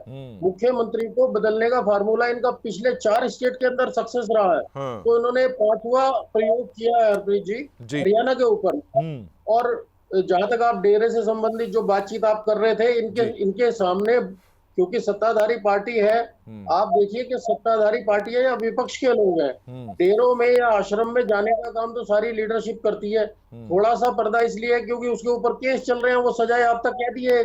तो इस समय अब संदीप जी इसमें थोड़ा सा इसमें डिप्लोमेटिक आंसर देंगे, तो वो सब लोग इसमें हमाम में सारे नंगे हैं, और कहीं ना कहीं कोई ना कोई आप देखेंगे, खट्टर साहब खुद कई पंजाब के आश्रमों में गए हैं, कई उनको लगातार फोटो रिलीज हुई है। तो वो सब चीजें, जब आपको चुनाव जीतना है तो साम दाम दंड भेद सब कुछ करना, सारी नीतियां अपनाते हैं कि भाई वोट चाहिए हमें, और डेरों के और आश्रमों के और बाबाओं के समर्थक जरूर हैं। तो आपको कहीं ना कहीं वोटरों को लुभाने के लिए वो उस क्रम में आप वो काम कर रहे हैं। तो इसमें मैं नहीं समझता कि चुनावी राजनीति में तो सब लोग फिर कहीं ना कहीं जो उनको लगता है कि वहां जाना चाहिए, आप एक गली मोहल्ले में उनको लगता है कि यहाँ एक छोटा सा सवाल शर्मा जी, कोई भी पार्टी जो सत्ता तो 5 साल बाहर रहिंदी है, चलो 10 साल बाहर रहिंदी है, उसनों अपना वर्कर काडर सामभना बड़ा मुश्किल हो जाता। पर 15 साल जो तुसी सत्ता दे विच नहीं आंदे ਤਾਂ ਤੁਹਾਨੂੰ ਲੱਗਦਾ ਕਿ ਵਰਕਰ ਕਾਡਰ ਸੰਭਾਲਣਾ ਬੜਾ ਮੁਸ਼ਕਲ ਹੋ ਜਾਂਦਾ। ਮਤਲਬ 15 ਸਾਲ ਦਾ ਇੱਕ ਵੱਡਾ ਗੈਪ ਹੈ ਕਿ ਹਰ 5 ਸਾਲ ਬਾਅਦ ਤੁਹਾਡਾ ਵਰਕਰ ਚਾਰਜ ਹੁੰਦਾ ਕਿ ਚਲੋ ਇਸ ਵਾਰ ਸਾਡੀ ਸਰਕਾਰ ਆਏਗੀ, ਇਸ ਵਾਰ ਆਏਗੀ। ਪਰ ਇਹ ਵਾਲਾ ਜਿਹੜੀ ਜਿੱਤ ਹੈਗੀ ਹੈ BJP ਦੀ ਤੇ ਹਾਰ ਜਿਹੜੀ ਕਾਂਗਰਸ ਦੀ, ਇਹ ਤੁਹਾਨੂੰ ਲੱਗਦਾ ਕਿ ਕਾਂਗਰਸ ਨੂੰ ਹਾਰ ਬਹੁਤ ਮਹਿੰਗੀ ਪੈਣ ਵਾਲੀ है? हरप्रीत जी, एक चीज और हकीकत है, आप अगर देखेंगे हरियाणा के सिनेरियो में, पॉलिटिकल सिनेरियो आप देखेंगे, तो कोई सत्ता में सभी पार्टियों का रूप एक जैसा है। कांग्रेस के जो जितने लीडरशिप है, जो ये मौसम वैज्ञानिक हैं, अभी आपने देखा होगा प्रदेश कांग्रेस के अध्यक्ष अशोक तंवर थे, मनोहर लाल जी मुख्यमंत्री हरियाणा के थे और अब केंद्रीय मंत्री हैं। वो अशोक तंवर को ये कह करके बीजेपी के अंदर लाए थे कि मेरा ये भांजा है और कांग्रेस में इसको परेशान किया जा रहा है, एक दलित चेहरा है। आप देखिए 1 घंटा पहले अशोक तंवर प्रचार में कहाँ थे, बीजेपी के कैंडिडेट के लिए वो प्रचार कर रहे थे, और वो उसी दौरान वो ये भी पता कर रहे थे कि राहुल गांधी पहुंचे या नहीं पहुंचे, किस समय उनको मंच पे जाना है। तो नहीं, मैंने लगता है कि ये शायद उन्होंने एग्जिट पोल देख लिए थे, एग्जिट पोल पे विश्वास कर गए वो। देखिए, ये कड़वी हकीकत है कि वर्कर की कहीं कोई कीमत नहीं है। जो ये चेहरे हैं पॉलिटिक्स के अंदर, यही उछल कूद करते रहते हैं और ये पॉलिटिक्स का कड़वा सत्य है। और इन्हीं चेहरों को देखिए, चौधरी वीरेंद्र सिंह हरियाणा में बहुत बड़ा उदाहरण है। उनके बेटे ब्यूरोक्रेट थे, हरियाणा कैडर के आईएएस थे। वो अपनी नौकरी से वीआरएस लेके जब टाइम पूरा हो गया तो वीआरएस लेके वो इलेक्शन लड़े हैं। वीरेंद्र सिंह बेटे सहित यहाँ बीजेपी के अंदर आए थे। उनकी धर्मपत्नी एमएलए बनी। चौधरी वीरेंद्र सिंह के पास अच्छा पार्टी की जिम्मेवारी थी, बेटे के पास अच्छी, उनकी धर्मपत्नी जो है वो सरकार के अंदर थी। लेकिन उसके बाद आप देखिए कि वो भी मौका लगते ही, जैसे उनको लगा कि कहीं ना कहीं कांग्रेस अप है, तो वो भी ये भाजपा का कमल छोड़ के सीधा पुरानी पार्टी के अंदर चले गए। तो ये वर्कर्स की, हरप्रीत जी, वर्कर की कोई भी व्यक्ति कुछ भी कहता रहे, लेकिन भाजपा का जो ये एंटी इनकम्बेंसी, जो ये पहाड़ खड़ा हुआ है, जो ये एक धुआं उठा और उस धुएं के पीछे कहीं ना कहीं कोई बात थी। वर्कर नाराज था, इनकी पार्टी के लोग नाराज थे। अभी नेशनल चैनलों की डिबेट आप देखेंगे तो उन्होंने कहा कि सारी दुनिया का कूड़ा कचरा भाजपा ने भर्ती कर लिया। तो इनका अब, लेकिन आप देखिए, जिन लोगों का डीएनए कांग्रेस को वोट देने का है तो वो कांग्रेस को वोट देते हैं, वो बीजेपी को वोट कभी नहीं देंगे। जिन लोगों का डीएनए ड्यू टू मतलब बीजेपी का है तो वो बीजेपी के कमल को वोट दे रहे हैं। मतलब उनकी नाराजगी एक तरफ है, लेकिन उन्होंने भाजपा को वोट दिया। ठीक है, इस बार ਜਿਹੜੀ ਵੋਟ ਪਈ ਹੈ ਉਹ ਦੋ ਤਰ੍ਹਾਂ ਦੀ ਪਈ ਹੈ। ਬਿਲਕੁਲ ਤੁਹਾਡੀ ਠੀਕ ਹੈ, ਕਈ ਉਮੀਦਵਾਰਾਂ ਦੇ ਚਿਹਰੇ ਨੂੰ ਵੀ ਵੋਟ ਪਈ ਹੈ ਤੇ ਕਿਤੇ ਕਿਤੇ ਪਾਰਟੀ ਨੂੰ ਵੀ ਵੋਟ ਪਈ ਹੈ। ਇਹ ਸੰਮੇਲਨ ਰਿਹਾ, ਕੁਝ ਤਸਵੀਰਾਂ ਜਿਹੜੀਆਂ ਸਾਰਾ ਦਿਨ ਸੈਲੀਬ੍ਰੇਸ਼ਨ ਦੀਆਂ ਰਹੀਆਂ ਉਹ ਵੀ ਦਿਖਾ ਦਿੰਨੇ ਆ। ਇਹ ਤਸਵੀਰਾਂ ਨੇ ਜਿਹੜੀਆਂ ਬੀਜੇਪੀ ਦੇ ਖੇਮੇ ਦੇ ਵਿੱਚ ਸਵੇਰੇ ਲੱਡੂ ਜਲੇਬੀਆਂ ਜਿਹੜੀਆਂ ਕਾਂਗਰਸ ਦੇ ਖੇਮੇ ਦੇ ਵਿੱਚ ਬਣਦੀਆਂ ਹੋਈਆਂ ਦਿਖਾਈ ਦੇ ਰਹੀਆਂ ਸੀ। ਦੁਪਹਿਰ ਹੁੰਦਿਆਂ ਸ਼ਾਮ ਹੁੰਦਿਆਂ ਇਹ ਲੱਡੂ ਬੀਜੇਪੀ ਦੀ ਝੋਲੀ ਦੇ ਵਿੱਚ ਡਿੱਗ ਗਏ, ਬੀਜੇਪੀ ਨੇ ਵਰਤਾਏ ਤੇ ਖਾਏ। ਹੁਣ ਸਵਾਲ ਸਭ ਤੋਂ ਵੱਡਾ ਇਹ ਸੀਗਾ ਕਿ ਇਹ ਐਡਾ ਵੱਡਾ ਫੇਰਬਦਲ ਕਿਵੇਂ? ਹਜੇ ਕਿ ਬੀਜੇਪੀ ਦਾਅਵਾ ਕਰ ਰਹੀ ਹੈ ਕਿ ਉਹ ਬੈਲਟ ਪੇਪਰ ਦੀਆਂ ਥੋੜੀਆਂ ਜਿਹੀਆਂ ਵੋਟਾਂ ਸੀਗੀਆਂ ਉਹ ਜ਼ਰੂਰ ਉਧਰ ਵੱਲ ਗਈਆਂ, ਪਰ ਬਾਅਦ ਦੇ ਵਿੱਚ ਜਦੋਂ ਈਵੀਐਮ ਖੁੱਲਣੀਆਂ ਸ਼ੁਰੂ ਹੋਈਆਂ ਤਾਂ ਹਕੀਕਤ ਸਾਰੀ ਉਹ ਸਾਹਮਣੇ ਆ ਗਈ ਹੈ। ਉਹ ਇਦਾਂ ਦੇ ਦ੍ਰਿਸ਼ ਜਿਹੜੇ ਨੇ ਅੱਜ ਸਾਰਾ ਦਿਨ ਸਾਹਮਣੇ ਆਏ, ਭਾਵੇਂ ਉਹ ਬੀਜੇਪੀ ਦਾ ਖੇਮਾ ਹੋਵੇ ਜਾਂ ਇੰਡੀਵਿਜੂਅਲ ਕਾਂਗਰਸ ਦਾ ਵੀ ਖੇਮਾ ਹੋਵੇ। ਕਿਤੇ ਕਿਤੇ ਕਾਂਗਰਸ ਦੇ ਜਿਹੜੇ ਉਮੀਦਵਾਰ ਜਿੱਤੇ ਨੇ ਉਹਨਾਂ ਦੇ ਵੀ ਖੇਮਿਆਂ ਦੇ ਵਿੱਚ ਖੁਸ਼ੀ ਦਾ ਮਾਹੌਲ ਸੀਗਾ। ਫੁਗਾਟ ਦਾ ਜਿੱਤਣਾ ਇਹ ਤੁਸੀਂ ਦੇਖ ਰਹੇ ਹੋ, ਗੱਡੀ ਦੇ ਵਿੱਚੋਂ ਬੈਠ ਕੇ ਸਾਰੇ ਦਾ ਸਵਾਗਤ ਵੀ ਕਰ ਰਹੇ ਨੇ ਔਰ ਜਿੱਤ ਦਾ ਪਰਚਮ ਵੀ ਲਹਿਰਾ ਰਹੇ ਨੇ। ਔਰ ਬਹੁਤ ਸਾਰੇ ਆਗੂ ਜਿਹੜੇ ਕਾਂਗਰਸ ਦੇ ਨੇ ਉਹ ਵੀ ਜਿੱਤੇ ਨੇ ਤਾਂ ਉਹਨਾਂ ਨੇ ਵੀ ਆਪਣਾ ਜਿੱਤ ਦਾ ਝੰਡਾ ਬੁਲੰਦ ਕੀਤਾ। ਹਾਂ, ਇੱਥੇ ਦੋ ਤਿੰਨ ਗੱਲਾਂ ਜਿਹੜੀਆਂ ਨੇ ਉਹ ਬੜੀਆਂ ਦੇਖਣ ਵਾਲੀਆਂ ਨੇ। ਜੇਜੇਪੀ ਤੇ ਆਮ ਆਦਮੀ ਪਾਰਟੀ ਦਾ ਖਾਤਾ ਵੀ ਨਾ ਖੁੱਲਣਾ ਔਰ ਇੰਨੀ ਬੁਰੇ ਤਰੀਕੇ ਨਾਲ ਹਾਰ ਹੋਣੀ ਕਿਤੇ ਨਾ ਕਿਤੇ ਹਰਿਆਣਾ ਦੀ ਜਨਤਾ ਨੇ ਪੂਰੀ ਤਰ੍ਹਾਂ ਨਕਾਰ ਦਿੱਤਾ। ਅਤੁਲ ਮੇਰੇ ਨਾਲ ਜੁੜੇ ਹੋਏ ਨੇ, ਇਹ ਤਸਵੀਰਾਂ ਚੱਲਦੀਆਂ ਰਹਿਣ। ਅਤੁਲ, ਇੱਕ ਸਵਾਲ, ਤੁਹਾਨੂੰ ਇਹ ਲੱਗਦਾ ਕਿ ਕਿਸਾਨਾਂ ਦੀ ਨਾਰਾਜ਼ਗੀ ਦਾ ਸਾਰਾ ਗੁੱਸਾ ਜੇਜੇਪੀ ਦੇ ਸਿਰ ਪੈ ਗਿਆ, ਬੀਜੇਪੀ ਦੇ ਸਿਰ ਨਹੀਂ ਪਿਆ? ਜੇਜੇਪੀ ਕਿਉਂਕਿ ਪਿਛਲੀ ਵਾਰ ਉਹ ਪਾਰਟੀ ਜਿਹੜੀ ਕਿੰਗ ਪਿਨ ਬਣਦੀ ਹੈ, ਉਹ ਪਾਰਟੀ ਜਿਹੜੀ ਕਿੰਗ ਮੇਕਰ ਬਣਦੀ ਹੈ, ਉਸ ਪਾਰਟੀ ਦਾ ਆਗੂ ਜਿਹੜਾ ਡਿਪਟੀ ਸੀਐਮ ਬਣਦਾ ਹੈ, ਇਸ ਵਾਰ ਖਾਤਾ ਵੀ ਨਾ ਖੋਲ ਪਾਏ। ਦੂਜੇ ਪਾਸੇ ਆਮ ਆਦਮੀ ਪਾਰਟੀ ਜਿਨ੍ਹਾਂ ਨੇ ਪੂਰਾ ਜ਼ੋਰ ਲਾਇਆ, ਪੂਰਾ ਪ੍ਰਚਾਰ ਕੀਤਾ ਔਰ ਕਿਹਾ ਕਿ ਪੰਜਾਬ ਦੇ ਵਿੱਚ ਸਰਕਾਰ ਬਣਨ ਦਾ ਸਾਨੂੰ ਹਰਿਆਣਾ ਦੇ ਵਿੱਚ ਬਹੁਤ ਫਾਇਦਾ ਹੋਏਗਾ, ਉਹਨਾਂ ਨੂੰ ਵੀ ਕੋਈ ਫਾਇਦਾ ਨਹੀਂ ਹੋਇਆ। देखिए हरप्रीत जी, सबसे पहले तो ये बात समझने वाली बात है कि जो किसान शंभू बॉर्डर पर प्रोटेस्ट कर रहा है वो क्या पूरे तरीके से हरियाणा का किसान है, ये बात समझने वाली, क्योंकि किसान जो है वो पंजाब से आया और कहीं ना कहीं आगे जाना चाह रहा है। पूरा का पूरा अगर हरियाणा का किसान इसको मान लिया जाएगा तो फिर ये दगेबाजी होगी राजनीति के साथ, सियासत के साथ। दूसरा, खिलाड़ियों का जो जिक्र किया जा रहा है, खिलाड़ियों का जिक्र सिर्फ और सिर्फ विनेश फोगाट को लेकर ही किया गया, बाकी कोई खिलाड़ी प्रोटेस्ट करता हुआ नजर नहीं आया था। कोई बहुत बड़ा खिलाड़ी का नाम आए, एक नाम ऐसा बता दीजिए कहीं ना कहीं बहुत सारी चीजों को लेकर प्रोटेस्ट करता हुआ नजर आ रहा था। हरियाणा की जो खेल नीति थी सबसे अव्वल दर्जे की खेल नीति लेकर कर आई और पूरे देश में उस बात की चर्चा भी है। दूसरा, अग्निवीर का मुद्दा जरूर उठा लेकिन वो देश भर में जाता हुआ नजर आया, हरियाणा में उतना प्रभाव उसका निकल कर नहीं आया और ना ही बहुत लंबे समय तक वो प्रोटेस्ट चलता हुआ नजर आया। और अब कांग्रेस को कहीं ना कहीं ये बात की टीस जरूर होगी कि काश आम आदमी पार्टी, यानी कि काश आप हमारे होते, क्योंकि निर्दलीय और आम आदमी पार्टी का जो वोट बैंक है वही कांग्रेस पार्टी का भी वोट बैंक है और उसी वोट बैंक में सेंधमारी आम आदमी पार्टी और निर्दलीय उम्मीदवारों ने की है और उसका खामियाजा अब कांग्रेस को भुगतना पड़ रहा है। जननायक जनता पार्टी का आप जिक्र कर रहे हैं, जाहिर तौर पर लाजमी तौर पर बात है कि जननायक जनता पार्टी मलाई खाने के लिए पहली बार भाजपा के साथ जाती हुई नजर आई थी, लेकिन जब किसानों का आंदोलन चला वहां पर स्टैंड लेती हुई नजर नहीं आई और उसका खामियाजा यहां पर भुगतते हुए नजर भी आया। जब लोकसभा का चुनाव हुआ था तब भी लगातार विरोध हुआ था और उसके बाद अब दोबारा से विरोध झेलना पड़ा है। खाता तक यहां पर जननायक जनता पार्टी का नहीं खुला है। उच्चाना कला का जिक्र कर ले तो दुष्यंत चौटाला बहुत बुरे मार्जिन से हारे हैं, 5वें 6ठे नंबर पर जाते हुए नजर आए। दिग्विजय सिंह चौटाला का जिक्र कर ले, डबवाली से वो पहली बार चुनावी दंगल में थे लेकिन वो चित हो गए हैं। तो ये आप मानकर चले कि सियासत जो है वो यहां पर धराशायी हुई है। और कांग्रेस का अगर जिक्र कर ले तो कांग्रेस के लिए सबसे बड़ा ड्रॉबैक कहीं ना कहीं संगठन का निर्माण ना करना था, क्योंकि आप देखिए कि जब अशोक तंवर को प्रदेश अध्यक्ष से उतारा जाता है उसके बाद फिर संगठन का जो दोबारा से पुनर्निर्माण है वो नहीं किया जाता और उसका खामियाजा यहां पर कांग्रेस भुगतती और जो टाइटैनिक का कांग्रेस का फिर वो डूबना लाजमी था। हालांकि प्रदर्शन पिछले चुनाव से जरूर अच्छा रहा है, 31 से 37 पर आप जरूर पहुंचे, लेकिन खेमेबाजी, गुटबाजी और ओवर कॉन्फिडेंस आपको ले डूबी है। संगठन का निर्माण ना करना भी एक बहुत बड़ा कारण है और इन्हीं मुद्दों को भुनाया भारतीय जनता पार्टी ने। Booth bye booth Bharatiya Janata party गई है और आप 2014 से लेकर 2024 तक देख लीजिए, वोट शेयर हर चुनाव में, छोटे से लेकर बड़े चुनाव में vote share Bharatiya Janata party का वोट बाय वोट और चुनाव बाय चुनाव ये बढ़ता हुआ ही नजर आया। तो उस लिहाज जी तो उस लिहाज से आप मानकर चले कि हर मुद्दे पर कहीं ना कहीं पैनी नजर भारतीय जनता पार्टी ने बनाकर रखी और उसको किस तरीके से काउंटर किया जा सकता है, उसको किस तरीके से कवर किया जा सकता है, ये बिल्कुल जिलेवार स्तर से लेकर पार्टी हाईकमान तक न केवल चर्चा चली बल्कि उस पर अमल भी किया गया, उस पर एक्शन भी लिया गया और उस पर काम भी अंदर खाते किया गया। लेकिन कांग्रेस की अगर बात कर ले तो कांग्रेस आप देख लीजिए जो 2019 से लेकर 2024 तक भूपेंद्र सिंह हुड्डा हर बार के अपने बयानों में एक बात का जिक्र करते हुए आए हैं कि प्रति व्यक्ति आय में आप देख लीजिए भारतीय जनता पार्टी ने क्या कुछ करके दिया। महंगाई में कहीं ना कहीं भारतीय जनता पार्टी ने जो देश को पीछे कहीं ना कहीं धकेल दिया, लेकिन इन मुद्दों पर वोट नहीं हुआ है। आप ये भी मानकर चले विकास के नाम पर वोट हुआ है और विकास के नाम पर हरियाणा की जनता ने जाटलैंड में भारतीय जनता पार्टी को तीसरी बार बहुमत के साथ सरकार में लेकर आए। तो ये अपने आप में बहुत दिलचस्प तस्वीर है और ये सोचने वाली बात भी है। जाटलैंड में सेंधमारी करना बहुत बड़ी बात है जी। बिल्कुल ठीक है, क्योंकि तुसी एडा बड़ा रिस्क पहली बार ले सकते हो पर हर बार थोड़ा रिस्क चलता नहीं, पर इस बार दोबारा फिर चल गया। एक बड़ा सवाल जरूर है, एक आखिरी सवाल संदीप आजाद मैं थोड़े तो जरूर पूछना चाहांगा कि हुण अगे दी राह किन्नी कु औखी लगदी है, क्योंकि तुसी उस जादुई आंकड़े तक तो पहुंच चुके हो तुसी, और वधिया गल यह भी है कि तुसी हुण इकल्ले ही सरकार बना रहे हो, तुहानू किसी दे समर्थन की लोड़ नहीं है। पिछली बार तुहाडा जेजेपी ने समर्थन लैके तुसी वोट सरकार बनाई सी, इस बार दी सरकार दी रूपरेखा कुछ वक्री होएगी, तुहानू पार्टी दे अंदर भी थोड़ा जिहा कुछ विरोध सहना पै सकदा है। अनिल विज साहब वर्गे होर भी कई लीडर ने जिहड़े दबे सुर दे विच आवाज़ चुक रहे हैं।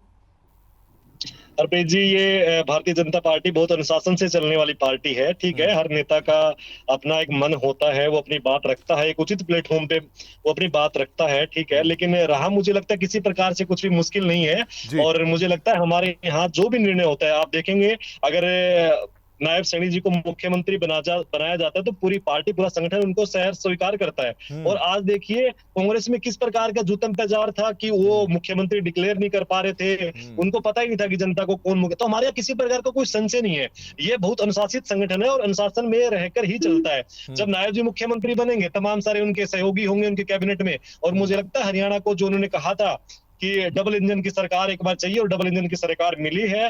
डबल इंजन की सरकार एक बार फिर से हरियाणा को मुझे लगता है प्रगति और विकास की राह पर आगे लेकर के जाएगी और बड़ी उम्मीदें हैं हरियाणा के लोगों को उनसे, और वो उन सब उम्मीदों को पूरा करेंगे। मुझे ऐसा लगता है किसी प्रकार की कोई दुविधा नहीं है सरकार चलाने में, बड़े आसानी से सरकार चलेगी और सबके लिए सबका साथ, सबका विश्वास, सबका प्रयास जो नारा है भारतीय जनता पार्टी का, उसको लेकर के भारतीय जनता पार्टी जानते जानते रूबी गिल से तो भी सवाल ले लेने। रूबी गिल कितना ना किते थोड़ी अंदर खाते दी जड़ी लड़ाई सी, गुटबंदी सी, ਉਹਦਾ ਖਮਿਆਜ਼ਾ ਤੁਹਾਨੂੰ ਭੁਗਤਣਾ ਪਿਆ। ਜਿਵੇਂ ਬੀਜੇਪੀ ਦਾਵਾ ਕਰ ਰਹੀ ਹੈ ਤੁਸੀਂ ਤਾਂ ਇਹ ਨਹੀਂ ਕਲੀਅਰ ਕਰ ਪਾਏ ਸੀਗੇ ਕਿ ਤੁਹਾਡਾ ਸੀਐਮ ਫੇਸ ਹੈ ਕੌਣ ਹੈ।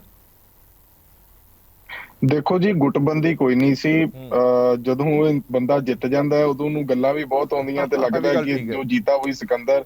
ਅਸੀਂ ਤਾਂ ਹੁਣ ਇਹ ਕਹਿ ਸਕਦੇ ਹਾਂ ਕਿ ਹਾਰ ਦੀ ਸਮੀਖਿਆ ਕਰਾਂਗੇ, ਕਮੀਆਂ ਪੇਸ਼ੀਆਂ ਨੂੰ ਲੱਭਾਂਗੇ ਔਰ ਜੋ ਸਰਕਾਰ ਦੀਆਂ ਧੱਕੇਸ਼ਾਹੀਆਂ ਸੀਗੀਆਂ, ਜੋ ਸਿਸਟਮ ਦੀਆਂ ਧੱਕੇਸ਼ਾਹੀਆਂ ਸੀ, ਉਹ ਵੀ ਸਾਹਮਣੇ ਲੈ ਕੇ ਆਵਾਂਗੇ ਇੰਨੇ ਵਿਰੋਧ ਤੋਂ ਬਾਅਦ। ਔਰ ਕਿਵੇਂ ਨਤੀਜੇ ਸੀ, ਮੈਂ ਫਿਰ ਵੀ ਉਸ ਗੱਲ ਤੇ ਕਹਿ, ਮੈਂ ਵਾਰ-ਵਾਰ ਡੇਰਾ ਮੁਖੀ ਨੂੰ ਪੈਰੋਲ ਦੇਣਾ ਔਰ ਪਹਿਲਵਾਨਾਂ ਦਾ ਇਸ਼ੂ ਔਰ ਸਾਰੇ ਜੋ ਦੇਖੋ ਇਹ ਕਹਿ ਰਹੇ ਕਿ ਕਿਹੜਾ ਵਿਰੋਧ ਸੀ ਕਿਸਾਨੀ ਅੰਦੋਲਨ ਚ ਕਿਵੇਂ ਹਰਿਆਣੇ ਦੇ ਵਿੱਚ ਹਰ ਜਗ੍ਹਾ ਤੇ ਵਿਰੋਧ ਕੀਤਾ ਜਾ ਰਿਹਾ ਸੀ। ਫਿਰ ਤੁਸੀਂ ਦੁਸ਼ਯੰਤ ਚੌਟਾਲਾ ਹੋਣਾ ਨਾਲ ਅਲਾਈਅੰਸ ਤੋੜਿਆ, ਫਿਰ ਤੁਸੀਂ ਮਨੋਹਰ ਲਾਲ ਖੱਟਰ ਨੂੰ ਬਦਲਿਆ। ਵਿਰੋਧ ਸੀ ਤਾਂ ਇਹ ਸਾਰੀਆਂ ਚੀਜ਼ਾਂ ਹੋਈਆਂ ਔਰ ਬਾਅਦ ਦੇ ਵਿੱਚ ਇਹ ਮਤਲਬ ਰਿਜ਼ਲਟ ਆਉਣੇ। ਇਹ ਕੋਈ ਗੱਲ ਨਹੀਂ, ਹਰਿਆਣੇ ਦੇ ਲੋਕਾਂ ਦਾ ਫਤਵਾ ਹੈ, ਉਹ ਸਿਰ ਮੱਥੇ ਹੈ ਔਰ ਪੂਰੀ ਤਾਕਤ ਦੇ ਨਾਲ ਲੜਾਂਗੇ ਔਰ ਸਰਕਾਰ ਨੂੰ ਜਗਾਉਂਦੇ ਰਵਾਂਗੇ। ਓਪੋਜੀਸ਼ਨ ਦਾ ਰੋਲ ਹੈ ਜਿਹੜਾ ਉਹ ਪੂਰੇ ਵਧੀਆ ਤਰੀਕੇ ਨਾਲ ਨਿਭਾਓ। ਚਲੋ ਬਹੁਤ ਬਹੁਤ ਧੰਨਵਾਦ ਸਾਰੇ ਮਹਿਮਾਨਾਂ ਦਾ ਇਸ ਪੂਰੀ ਵਿਚਾਰ ਚਰਚਾ ਜੁੜੇ ਰਹਿਣ ਦੇ ਲਈ। ਸੋ ਮੁੱਕਦੀ ਗੱਲ ਇਹ ਹੈ ਕਿ ਜਿੱਤ ਜਿਵੇਂ ਮਰਜ਼ੀ ਹੋਈ ਹੋਵੇ, ਹਾਰ ਜਿਸ ਕਦਰ ਵੀ ਹੋਈ ਹੋਵੇ, ਇਹ ਤੁਹਾਨੂੰ ਪ੍ਰਵਾਨ ਕਰਨੀ ਹੀ ਪੈਂਦੀ ਹੈ। ਜਿੱਤਣ ਵਾਲਾ 10 ਚੀਜ਼ਾਂ ਆਪਣੀਆਂ ਗਿਣਾਉਂਦਾ ਹੈ, ਹਾਰਨ ਵਾਲਾ 10 ਕਮੀਆਂ ਦੂਜੀ ਪਾਰਟੀ ਦੀਆਂ ਵੀ ਗਿਣਾ ਦਿੰਦਾ ਹੈ। ਸੋ ਮੁੱਕਦੀ ਗੱਲ ਇਹ ਹੈ ਕਿ ਹਰਿਆਣਾ ਦੇ ਵਿੱਚ ਇਤਿਹਾਸ ਰਚਿਆ ਗਿਆ। ਇਹ ਪਹਿਲੀ ਵਾਰੀ ਹੋ ਰਿਹਾ ਕਿ ਹਰਿਆਣਾ ਦੇ ਵਿੱਚ ਤੀਜੀ ਵਾਰ ਕੋਈ ਸਰਕਾਰ ਬਣ ਰਹੀ ਹੈ। हैट्रिक मारी है किसी सरकार ने।